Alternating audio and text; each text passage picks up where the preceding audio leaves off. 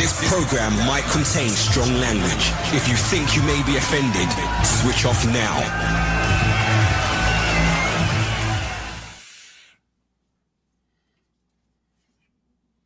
Hello, everybody. Welcome back to the Inside Mojo podcast, where each week we're taking a look at another key moment in YouTube's evolution through the WatchMojo lens.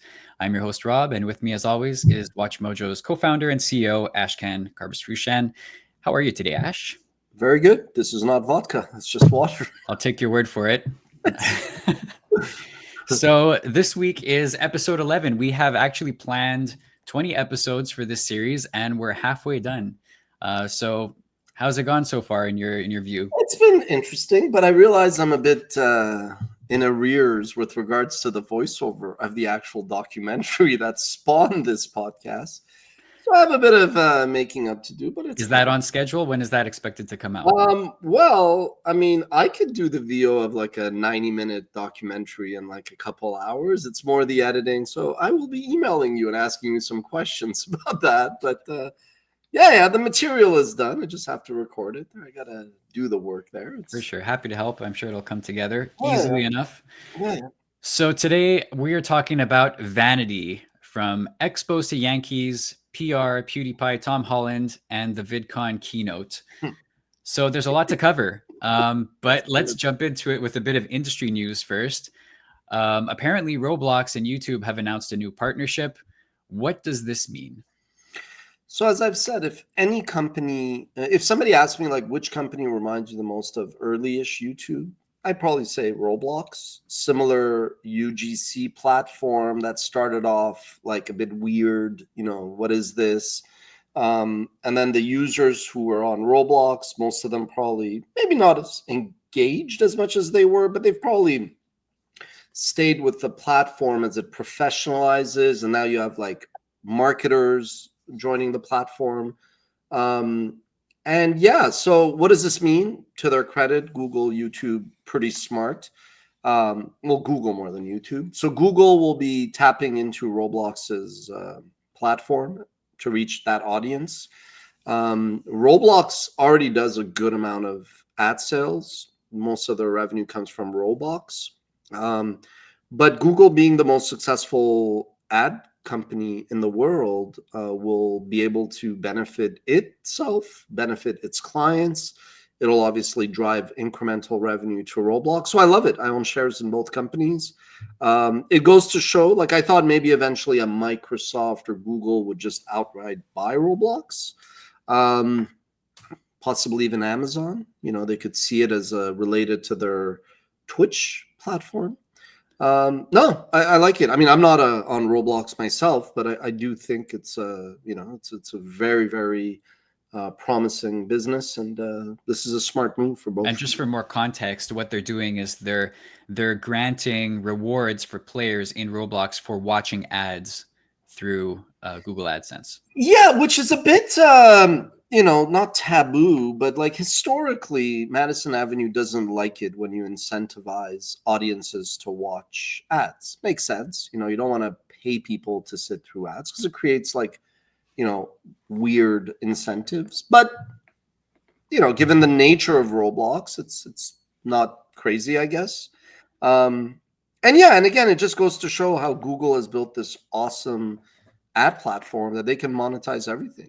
They could literally, it's always a call to serving an ad for them. Everything is an ad inventory. It's crazy. Do you think that we will see more of this type of thing, particularly like in the gaming realm? I'm thinking like maybe Fortnite or other big platforms that host a lot of gamers might leverage something similar. Yeah, so Google, to their credit, does a pretty good job of weeding out like fraudulent ad activity. So I think that like Google can do this and give assurances to Madison Avenue that maybe some others wouldn't. But I also think the same way that Google revolutionized ads first with search advertising and then through YouTube with skippable ads, TrueView, giving the power to audiences to sit through an ad or not.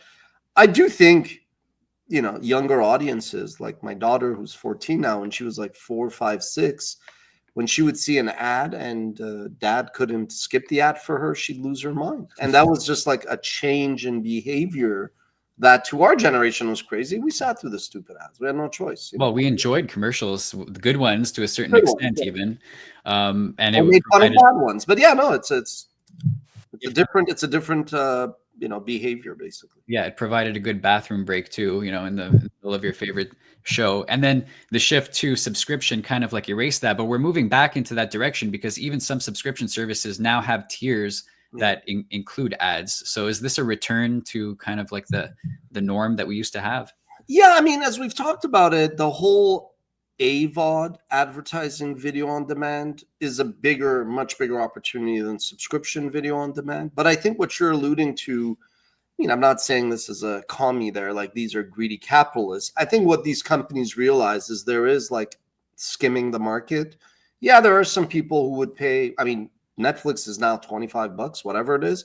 There are some people who will pay $20 for a ad-free environment on Netflix.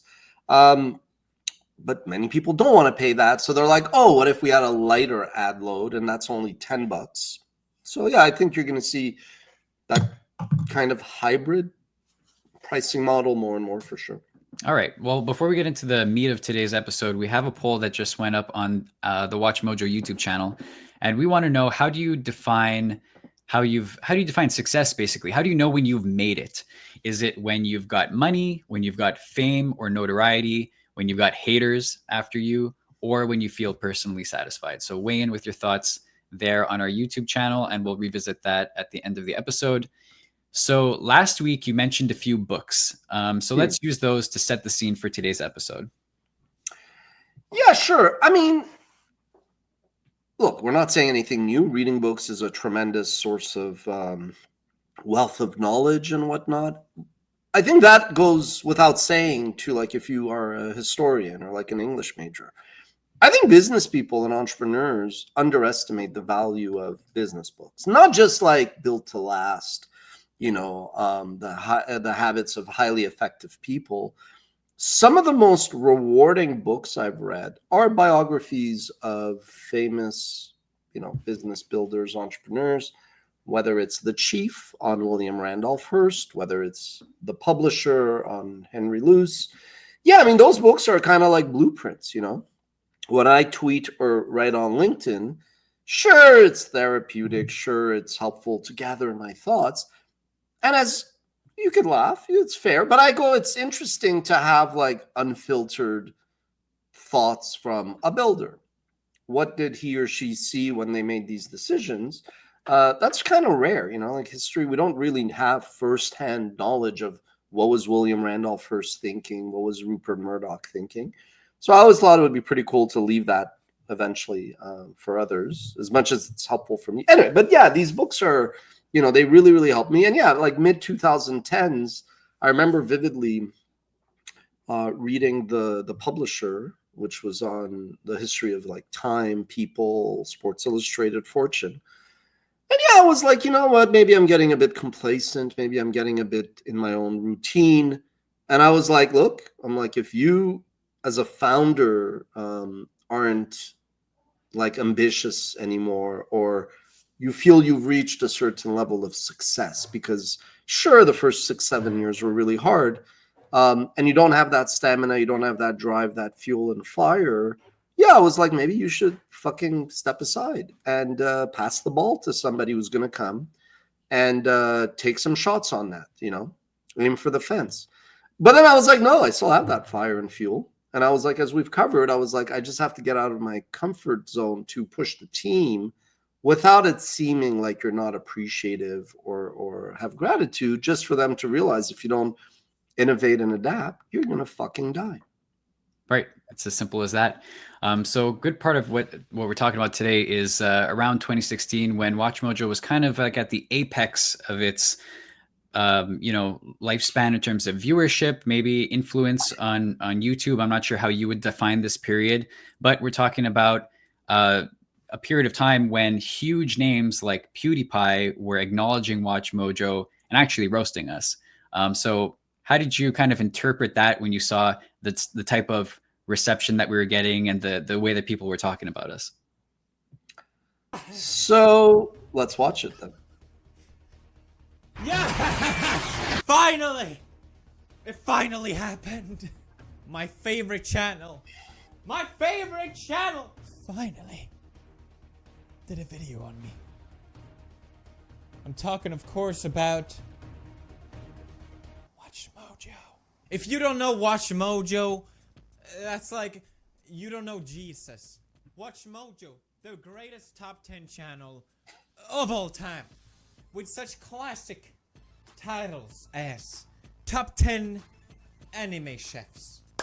If you think I've been out of ideas, WatchMojo is on a whole new level of out of ideasness. Top 10 greatest sandwiches of all time. You can't beat that. That's pretty amazing. That's pretty amazing. So I actually brought this up very quickly, as you said. This June 21st, 2017, I was on a plane headed from Montreal to Anaheim, LA, LAX, going back to Cali for VidCon. So again, going to VidCon, the mecca of this racket. And, you know, somebody was like, PewDiePie, basically. And I was like, this is amazing. You know, he's roasting us. He's being sarcastic and all that. But it was amazing. I loved it. I mean, at the time, you know, PewDiePie was the king. You know, he was the Mr. Beast before Mr. Beast was there. No, and it's great. I mean, if people don't talk about you, if people aren't, you know, I kind of took offense when you're like 2016 was WatchMojo at Apex. I'm like, let me think about this. But no, it is true. Like 2014, we were the 7th largest channel in the world. Not just because we were crushing it, but because like nobody was on YouTube there, you know? No, I mean, it was a bit of like, again, like we've always been like in our own little bubble in the trenches based in Montreal, you know, like it's funny, the parallel, like when I started my career, like New York, there's so much noise. And like the YouTube creator community was like out in LA. And it was like a therapy hour where there were all a bunch of like, not in a bad way, like insecure creators who were all like rejects of Hollywood. And I used to tell them, like, get over this insecurity. This is the future. What do you care about Hollywood? And I was like, yeah, this is like crazy town. I don't need to be here to build this business I'm building. But it was nice that we weren't just in a vacuum, you know, that like the so-called top channels were like, you know, roasting us, which was what you wanted, right? Because that was like validation that you had made it, so to speak. I don't know if you guys ever made a T-shirt that said, "If you don't know WatchMojo, you don't know Jesus." But that would be not bad, yeah. And I mean, considering we did one with running out of ideas since 2006, we probably should have done that. That might have been a missed opportunity. That but... was a missed opportunity, yeah. So VidCon 2016, you were there as a speaker. Was this your first speaking engagement as a leader? Yeah. I mean, it's funny because VidCon had already been around for a number of years, and again, like I wasn't, you know, into the. I'm not want to take knocks at anybody, but I remember like there was a site called Mashable, and their founder Pete Cashmore was at every fucking conference. Like every time I was somewhere, which was like 1 out of 10, he was there, but he was at every other one. And I always used to make fun of that, like people that were always at every conference and like thought leaders. It was such bullshit there. Like fucking all of these things are big boondoggles and waste of time. But you do need to get out there. And so, yeah, so VidCon was a bit of a, like it was an anomaly in that I hadn't been. I'd be going to other conferences and speaking, but it was like, to their credit, VidCon had built this kind of franchise as, you know, the gathering place of YouTubers and YouTube creators. So went down and, you know, started going every year, every other year before COVID hit. And what was cool is when they asked me to talk about the history of YouTube for YouTube's 15-year anniversary, that actually in some ways meant more because I was like, oh, you know, they acknowledge that we've, aside from WatchMojo, I'd written about the industry for Media Post, TechCrunch, yada, yada. So they were like, this is a guy who could talk about the evolution of YouTube. Yep. So it was good. But to be honest with you, like I never really give 2/3 of 0 Fs about this stuff. Like I'm not saying that to be like cool. Like I do find like none of these things matter. You know, like I think we've lived in 20 years of like bullshit with a lot of cheap capital available and VCs throwing money at people. But it's like, if that Teddy Roosevelt citizen in the arena, the man in this, on the stadium, like, it's not these conferences. Like, who gives a fuck? You got to be in the trenches. Like, I built the business literally like behind a computer, like firing off emails. You know what I mean? Yeah. Or like engaging with fans or reading up on what we should do. But it's a balance act. I also think as an entrepreneur, you could totally be, like totally MIA from these events. But it is a bit of vanity. You mentioned that in the late 2000s, YouTube was kind of like a pariah, but at this point, it was, the belle of the ball, so to speak, and having these conferences and like there's just a lot of like fanfare around it. So where was the platform at around this time? So yeah, so like I remember 2011, 12 writing that YouTube was no longer a pariah and it was like a leading platform, but I mean nobody listened. It was like a lot of executives who would be like, no, this is the way things are. And I was like, yeah, you're clueless, but okay, you're entitled to your opinion. So yeah, I think it was a bit, I mean, I don't want to make a crude analogy. So let's use a young teenage son you have. Let's say you have like this teenage son who's like 15, 16. And you're like, wow, this young lad is a prodigy. Like he could throw 95 miles an hour, 100 miles an hour slap shot, can throw 80 yards down the field. Like as a parent, you look at it and you're like, this kid is going to just destroy it. But the kid itself may not recognize that. That's the way YouTube was, right? Like I was like, come on, like this is media. I mean, I would go to VidCon. First of all, I thought the whole concept of, I can't believe I'm going to go on here. I thought the whole concept of VidCon was jailbait, like just a disaster waiting to happen. Because it would be a bunch of teenage girls, scantily clad, totally inappropriate. But I was like, okay, kids these days, this is how they dress. They would be roaming around, running after their favorite creators. But then you also invite all these like middle-aged men largely to come to this conference, drink, socialize, but basically all hang out at the same kind of Anaheim Convention Center. It's like a Comic-Con kind of like fan convention mixed with a business. Yeah, but the Comic-Con when I spoke, it was like I mean, I'm not knocking, these are our fans, but it was like grown adults who were fans of stuff. So you had like the 25-year-old dude and the 24-year-old girlfriend dressed like Star Wars. Okay, fine.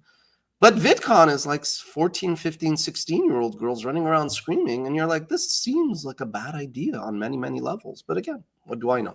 Yeah, I don't know. But so VidCon was really like an eye-opener for me. Because I was like, none of these kids give a fuck about TV or movies, and you could see what's happened now where even all of Hollywood is like, yeah, like the future is YouTube. And I'm like, yeah, it's been saying this for a decade.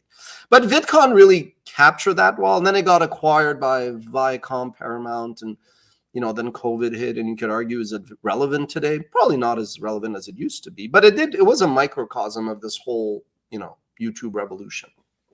Just to wrap up the topic of like vanity, a big moment was when Tom Holland kind of, he was a bit starstruck in front of Rebecca, the WatchMojo lady, because he'd been a big fan of the channel for years. And that caught a lot of people's attention because that was kind of like a demonstration of how there's this entire generation that grew up watching WatchMojo, including some big celebrities too. So how did that feel? Rebecca. Hello, Rebecca. WatchMojo. I love WatchMojo. No. I'm always watching the top 10 things. Always. Welcome to WatchMojo. Yeah. That's me. Hey. Oh, no way. Oh, no you way. narrated You it? do the... Yeah. Oh, my God. Can you do the intro for us? Right now. Oh, really? Please. I've never done this in person. Welcome to WatchMojo. No way! Oh, my God. This is so ridiculous. I love your show. I love your show. I mean, this was, I was a bit more like taken aback by the PewDiePie thing, even though I'm not like into YouTube creators, but I kind of was like, okay, we've been like kind of building this thing on YouTube. And at the time, like the king of YouTube is roasting us. So I was like, that's pretty cool. This though was again, like just another example to the team. Like, well, why are we surprised? Like, this is great, super flattered, but we're like, here's an actor who had to live and breathe these characters and this fandom and this IP. Even if it was just for research, he would probably come across our content and watch it like any other, young whatever, like young male in his demo. And then you go with like, well, yeah, everybody that grew up watching YouTube, they came across our content. But again, it just showed to the fact that we weren't like this New York or LA based team that took this stuff for granted. Yeah, and obviously this I think comes up more when we're in meetings or if people anecdotally want to be like, oh, it's super cool. It is interesting though, that for all of PewDiePie's might, accomplishments, and I'll always respect any storyteller or entrepreneur, like that seems more like fleeting. It seems like flash in the pan. Will people remember PewDiePie or not? But the legacy, the value of legacy media and these, IP like Spider-Man and these traditional actors, to me, that was the interesting thing, that it still carried such a clout and such an importance. And it goes to show that even though everybody is like, Hollywood is dead, it's all about YouTube, it is telling, though, that this still carries a lot more weight, years after the fact than the PewDiePie one. Yeah, I want to follow up on the comment that you made about the YouTubers' insecurities about not kind of being locked out of Hollywood and how, well, like, what does that mean exactly? How has the landscape shifted if Tom Holland's influence will have this longer lasting impact than, say, PewDiePie's, even though he was like the #1 on the platform? Well, look, I mean, I think we're at a point in 2025 where these walls are really being washed away. I don't think to most young viewers, certainly even young executives, I don't know if they really see YouTube versus traditional anymore. I think these lines are going to be pretty blurred. Yes, there's going to be, like I have, we have some team members who sometimes view things still in a silo. And I'm always trying to be like, no, you have to just drop that. Like that's not your insecurity. That's like your bias. I'm like, you have to think of the world as, there's no real difference anymore. Like traditional media, they made the investments, they pivoted. Look at Disney with Disney Plus. Look at Marvel. They have their own channel on YouTube with 20 million subscribers. So I'm like, you now have to drop this because you're just not understanding where the world is, right? So on the one hand, I think that is a thing. But the reality is, I think human beings, going back to, the ancient times, were always driven by insecurities. That is like a psychological thing that will never change. So I don't know if the cause of the insecurity will have changed. Like if a young creator is successful, do they care that they don't have a show on TV? I don't know. Maybe that the younger audiences really don't view that differently. But everybody is still managing or dealing with some insecurity, but it could be something else. Like, oh, I only have 10,000 subscribers. This other person is 15. So the insecurity is always a constant, but it's what is the cause of it and how do you manifest it? And I think, the most successful franchises, like we talk about podcasts, do they really wake up and go like, I need to produce content for Spotify? Or I need video for YouTube. No, you're just telling stories. Mm-hmm. Like people need to get the memo. You're just telling a story, and it's up to you as an intelligent storyteller to determine, is this an hour-long video? Is it a 10-minute video? Is this an article? Is this an Instagram? Is it a TikTok? Is it what you would have called a podcast? But it's all blurring into one, whether we like it or not. So part of the title of this episode is Exposed to Yankees. What does that mean with regards to WatchMojo? So I was producing, when I was at Ask Men, a radio show on the Team 990, now TSN 690. I was a big Expos fan, big baseball fan. And, in 2003, it was clear they were leaving. And then I got kind of behind the scenes, reaching out to a lot of wealthy Montrealers and media companies. And at that point, there was no money from like all the streaming and IP and all the things that sports companies can do now. It was basically money from the gates, TV money to share, and the Expos were dead on arrival. But, you know, that's kind of when my eyes opened that if you want to get any fucking thing done in life, like you can't go up to wealthy people and ask them to do stuff. They did not become wealthy by blowing their money on a stupid baseball team, basically. So I was like, hey, you know, you got to put yourself in a position. And reluctantly, I was like, entrepreneurship is that path. So we'd always joke that like we started WatchMojo to bring back the expos. Not false. You know, that's true. Like there's articles I've written about that. Very noble cause, by the way. Very noble cause. But then I also realized like, okay, they're converting every freaking baseball diamond into a soccer pitch. And I love soccer, so I'm not blaming that. And baseball is like an old person sport. Now they've made some changes to make the game more fun to watch. But long story short, so we always kind of being in Montreal, we were a bit like the Expos, you know, like we weren't the Yankees. We weren't like this company that raised $18 million, you know, with each chair costing $5,000, even when you have 0 clients type of thing. So we were always more like the Expos, scrappy, getting the job done. I mean, to be fair, we were more competitive than the Expos. We were defeating. I mean, all of our competitors were like, WatchMojo's hustling. They would say this. They were like, Ash and his team are running laps around us. We're here like the big, fat, lazy, you know, whatever analogy. I mean, this was their words, right?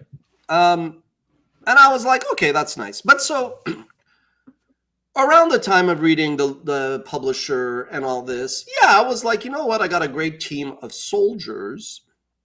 But I kind of not started to drink our own Kool-Aid. It was the opposite. I was like, yeah, maybe I and the team have gotten WatchMojo to this point. But if we're really going to be like MTV of our generation, if we're really going to be the ESPN, the SNL, whatever beacon of like successful brand that means a lot, generational, yeah, maybe my own insecurities and being humble, I was like, we got to go out and bring people who've worked at the Warner Medias and the Disneys and the crapsters of old legacy media. Boy, was I wrong. These were people that I viewed as my peer. I liked them personally, professionally. You know, we would have good rapport when I'd be in New York or LA to talk about the industry. And it's not about them. Like, it's not about Dick, Tom, and Harry. Rich Antoniello, who started Complex, he wrote an article about, especially post-COVID, this entire generation of mid-senior level managers, where those jobs that in New York pay $250,000, 300,000 bases, cut it in half for cost of living. It's like somebody making 100 and change. It's not egregious at all, but it was this whole cottage industry of mid-senior level execs who would just manage things, brands, channels, other people. And yeah, partly with COVID, people working from home, like what was the role of a mid-level manager? And then media just starting to, you know, losing out to tech and Google and Facebook, then starting to lay people off. It is true that whole class of executives have nowhere to go now. And again, I was always a bit ahead. So like 10 years ago, when I would meet these people who would leave the big ad agencies or would leave big media, I was like, okay, these people have experience and they could come and work with my, you know, lieutenants and kind of develop them into the kinds of people who could then make WatchMojo. But I mean, as we see now, it's very hard. If somebody's worked for Warner, if somebody's worked for Disney, it has nothing to do with YouTube. Yeah. Like, sure, you could argue they're both media, it's ad supported, or there's a subscription model. Zero. And so these people, and we all have, you know, like I have a spiel, course to success, path to happiness, insecurities. And everybody has a story. It's our journey. It's normal, right? When you talk to your dad, he repeats a story. When you talk to your uncle, they have a story. Your college professor that you looked up to, they had a spiel. This is normal. We're storytellers, right? Sapiens. This is what separates us from the bears and the donkeys. We tell stories. But I realized, again, I was putting so much value on the stories these people would tell, but it was diminishing return. It was nothing that was like practically relevant to what we were doing. You know, it was a very direct to consumer very community driven. And these guys were just, again, I liked them. We stayed in touch, but they would be like, as if we were in an MBA class discussing, how people would launch a new magazine. And I was like, yeah, no, zero. This is not the way the world works. We're going the other direction. So how did you end up structuring the company, and how did that change over the years? Well, I mean, like I said, in 2016-17, we became the Yankees. All of a sudden, we had a chief operating officer, a chief marketing officer, a chief revenue officer. And what I realized was we didn't really need that. Like, they didn't really drive the kind of impact that I thought. And not because they weren't all-stars, but because we weren't running fucking MTV. We were running WatchMojo, a YouTube channel, and the way advertising. And I knew all this. I was like, advertising has changed, but I was like, oh, if we bring these people, maybe they could take their experience and apply it. What I realized is, people are not like that. People are actually like, this is what I do. That's like guitarists. Anybody, Zach Wilde sounds like Zach Wilde. He's not really going to be Slash, like Jimmy Page. You hear a riff, you're like, that's fucking Jimmy Page, And I think this was my mistake where I was like, oh, I'm going to take Jimmy Page and I'm going to put him in this weirdo, other kind of sound and style, and magic will happen. And I realized, no, it doesn't work like that. People don't like change. How would you have done it differently if you could do it over again? It's going to be a bit harsh. Again, balance, like I'm very open to feedback. Like, so I needed to just weed out a lot of, like, stop projecting that people have a clue. It sounds really harsh. And if you take this out of context, you're like, wow, what an asshole. Like, I really meet the homeless, unemployed, blind, deaf man. And I'm like, lead me to the promise. I'm like, you are, like, I am you. You are me. I'm no different, which is bullshit. Like, now I'm just like, it's fine. Everybody has their strength. For whatever reason, God gave me 3 skills, which involve building a business that tells stories and building distribution and monetization. I don't know how to sew. I don't know how to knit. I don't know how to play guitar, despite having a great guitar behind me. So I kind of realized that, hey, this guy had a successful fucking corporate career for 20 years because he played fucking politics right. Like, let's just call a spade a spade. Or like, this guy was really good at ad sales because he would just drink a fuck ton and be able to hold his liquor with other people who would then drink with him, and he got deals out of it. Like, I'm exaggerating, but I was like, there's no skill set here. That's part of it. It's an exaggeration, but that's, So I was like, stop projecting that. And this is an entrepreneur listening. Like, the answer is in your fucking head. The answer is in your gut. You should talk to people, but there's nobody off the street who's going to come in and build your business. And this is what I've learned. I'm always going to extend the table. I'm always going to open the door. There's an opportunity. But I kind of realized, and people hear me say this often, X person is not the problem nor the solution. They're just a tool, not that you're a tool, like as a not, like they're a tool. They're a means to an end. But so I was like, these people are not going to make us become MTV. And frankly, I was like, we don't fucking want to be MTV. We're WatchMojo. So let's play to our strengths, Yep.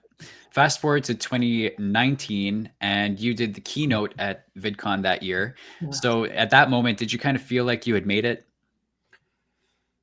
If we're going to be candid, there's the Expos. There you go, with the Expos shirt. The Expos shirt. Yeah. If we're going to be candid, we always projected and punched above our weight. Like that article on TechCrunch, I wrote it, probably 2011 or so. We were not a successful business by any metric, but like writing being a columnist in TechCrunch made it seem like we were. And I really think like 2012, 13, when we like had finally broken even, I didn't need to be selling organs out of the back of my truck to keep the company afloat. And you know what I mean? Like once the company, I won't lie, was a going concern, I kind of felt like, okay, I'm in control of my destiny. And yeah, there's a lot to navigate with YouTube and fair use and a lot of bullshit and, employees that probably also were not meant to be 9-to-5 desk employees. But so I was like, I would say 2013, this was more, like I was more happy. I won't lie. I was more happy for the company, like the team. It's a bit like when Ernst & Young awarded us the Entrepreneurship of the Year. I always said it's a personal award, but it's a reflection of the company. Mm-hmm. I was really proud for the team because I knew what I was building. It was clear in my head. When I was like 5, I thought I was the fucking CEO of Iran. You know what I mean? Like I'm just always, when I was at RBC doing customer service as a low-level employee, ranked 12, the CEO, I think, is 72 in the echelon of corporate slavery. I walked around like I was the fucking CEO. You called complaining about your card being declined. I fucking fixed it. Like it was like I was responsible to shareholders, right? So I didn't need this stuff. This is hence the vanity theme. But I did think that there was a lot of teammates that we had that like couldn't even explain to their parents what the fuck is WatchMojo? Where do you work? What do you do? You're producing videos for the YouTube? Like, what is that? So yeah, like the Ernst & Young and the Vidcon stuff, I was like, hey, if you want to go tell your mom that like you work at a company where like your colleague, the CEO, is being asked to speak at Vidcon, it's validation for you. I don't need it. You know, and that's the confidence entrepreneurs have. We're delusional. Like I say some things and I'm like, not even the most delusional thing I've said today, but to others it sounds delusional. And when I kind of see other entrepreneurs say delusional things, I'm like, yeah, this guy, I'm like, we need to talk. This guy is this guy or gal. Like you need this kind of confidence, sadly. Now in 2025, has your definition of success changed in any way since back then? Well, going back like 15 years, I used to say success is three things: fluid, subjective, and relative. So success has to change. Like if your definition of success has not changed, you're a fucking moron. Not you, Rob. People.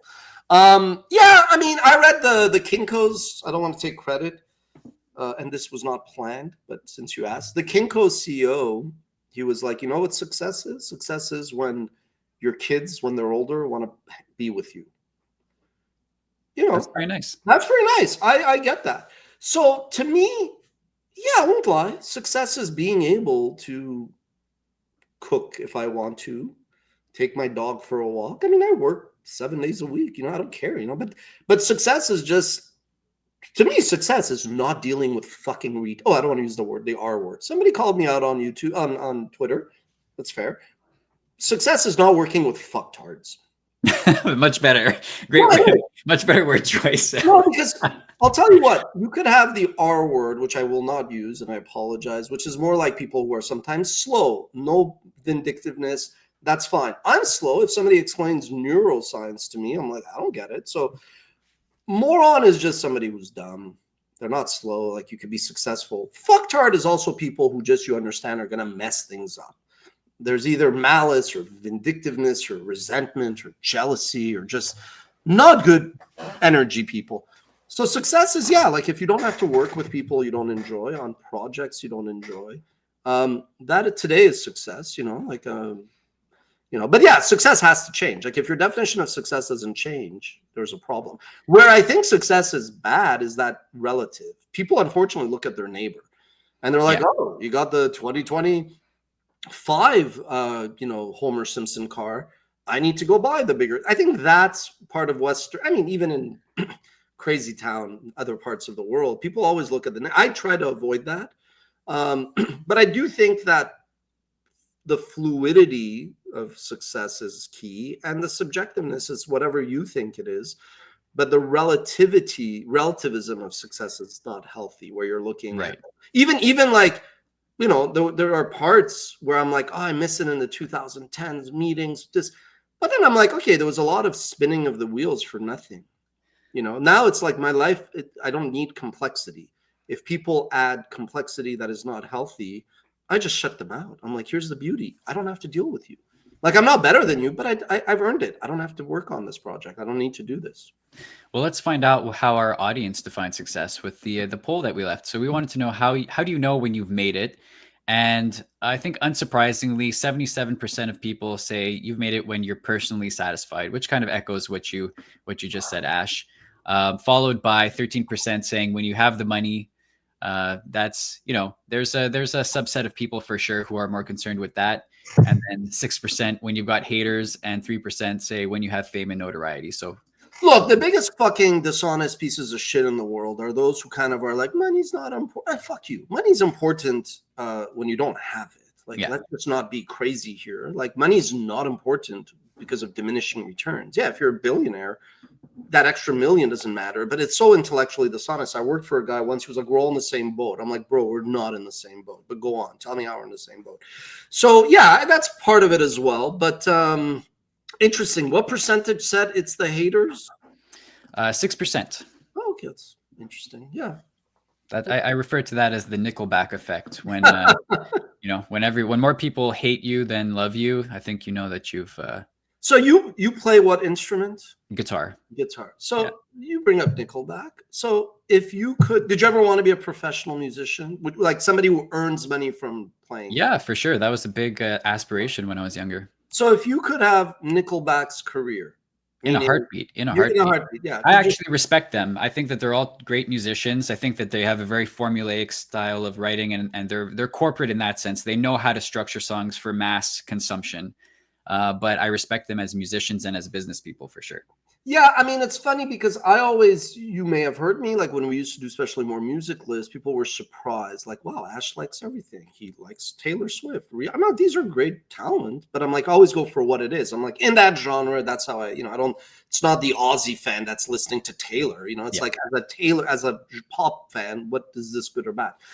I agree with you. I think that is peak hypocrisy because any musician, sure, they might want to be, Jimi Hendrix or Prince, but most of them who are intellectually honest will be like, I would take Nickelbacks. But it's easy, citizen in the arena, to bash the Nickelbacks. But I'm like, at the end of the day, absolutely, musicians, it's like, who are you to judge? For sure. So next week we will be talking about the COVID polycrisis, which is the era where I entered WatchMojo, and it was a weird time to be, to put it mildly.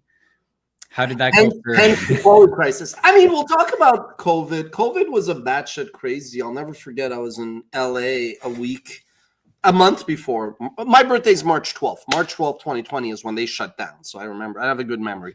But February, I went to Ottawa for prime time, and it was like nobody really was talking about it. But then the week after, I went to LA, and I was in an Uber, and I just I coughed. I was like, and then the Uber driver, who turned out to be a Persian lady, and I told you my name is Ashkan in Western culture, but in Farsi it's Ashkan. So she was just like, Ashkan. I was like, oh God, it sounds like my mom. I'm like, yeah. She's like, have you been to China? And I was like, because the bat market or food market or whatever the origins were, and I remember going like, okay, if like this Uber lady is asking me about this is going to be big. And then I came back, and our then CFO, David, was like, Ashkan, we have to shut everything down. Everybody must go home. I was like, what? Anyway, and so we did. And then we'll talk about it next week because we obviously benefited from it, which I felt a bit guilty. But I was like, hey, everybody's like, what if YouTube shuts down? What if this? What if that? So, hey, what ended up happening was something that didn't really affect us in a bad way. Very interesting series of events. So stay tuned for that next Thursday, same time, same place, everybody. Thank you for joining us today. Thank you for your time, as always, Ash. Thank you. I have some voiceover to start recording soon for the documentary. I realized, shit, we're already in April. Let's get it done. I could get 2 hours of VO done in 30 minutes somehow. Awesome. Great. Awesome. Can't wait. Yeah. Good luck with that. Yeah. And we'll see you guys all next week. Bye, everybody. Cheers. Bye.